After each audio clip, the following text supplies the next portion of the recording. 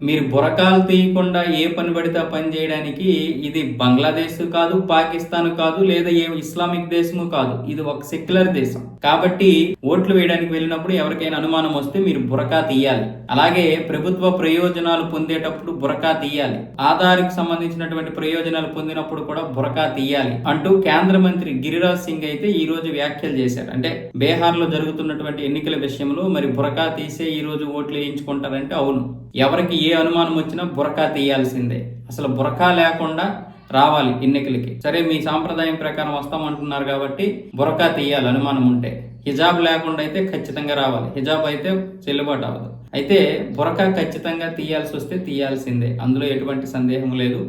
EC ఏదైతే చెబుతుందో ఆ ఈసీ ప్రకారం నడుచుకోవాల్సిందే. చట్ట ప్రకారమే ఏదైనా నడవాలి, కానీ ఇదేం పాకిస్తాన్ కాదు, బంగ్లాదేశ్ కాదు మీ ఇష్టం వస్తున్నట్లు చేస్తామనడానికి. ఇది ఒక సెక్యులర్ దేశం అని ఆయన అన్నారు. చాలా మంది ఈ బురకా తీయడానికి ఒప్పుకోలేదు మొన్నటి వరకు, కానీ ఈసీ అలా కాదు. ఈసారి ఖచ్చితంగా బురకా తీయాల్సిందే. అది అనుమానం వస్తే ఎవరైనా సరే బురకా తీయాల్సిందే, అందులో ఎటువంటి సందేహం లేదు. అసలు బురకా లేకుండా వస్తే ఇంకా మంచిదని కూడా ఈసీ ఇంతకు ముందు చెప్పింది. అయితే బురకా మాత్రం ఖచ్చితంగా అనుమానం వచ్చినప్పుడు తొలగించాల్సిందే అని కూడా చెప్పింది. ఎందుకంటే బురకా లేకుండా ఓట్లు వేయాలని మొన్న బీజేపీ చెప్తే దాన్ని పెద్ద రాద్ధాంతం చేశారు.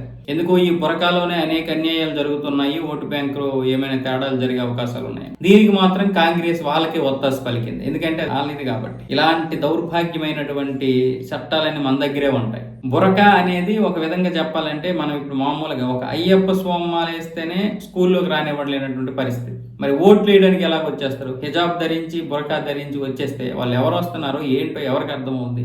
మళ్ళీ దీని మీద పెద్ద రచ్చరచ్చ చేసేవాళ్ళు ఇంతకుముందు. కానీ ఇప్పుడు ఒక 5-6 సంవత్సరాలుగా ఈ యొక్క విషయంలో మార్పు అయితే బాగా జరుగుతుంది.